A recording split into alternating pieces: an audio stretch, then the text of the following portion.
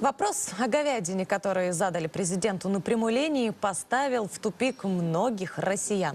Ответить, почему именно так называют мясо коровы, не смог даже Алексей Гордеев, зампред правительства по сельскому хозяйству. Количество запросов в интернет-поисковиках относительно говядины превысило десятки тысяч. Наши корреспонденты решили выяснить, знают ли ответ москвичи. Говядина, говя. Мы даже вообще не знаем, почему. А вот идей нет? Ну, из языка какого-нибудь, наверное, взято. Слово говядина, может быть. Хо-хо-хо! Я вообще даже об этом не задумывался. А вот идеи, может, какие-нибудь есть? Вообще никаких. Просто вкусно.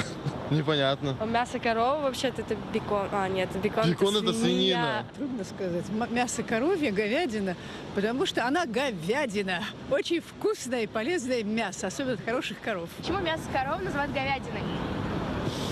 Потому что оно без рогов. А мы получили ответ у эксперта по лингвистике.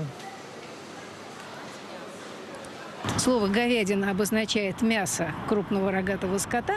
Образовалось оно в древности еще слова «говядо». Это очень старое древнерусское еще слово, но вообще даже славянское, которое было таким существительным, как филологи говорят, собирательным, и обозначало совокупность крупного рогатого скота. Ну, то есть вот там волы, быки, коровы, там и по биологическому признаку, соответственно, это все различалось.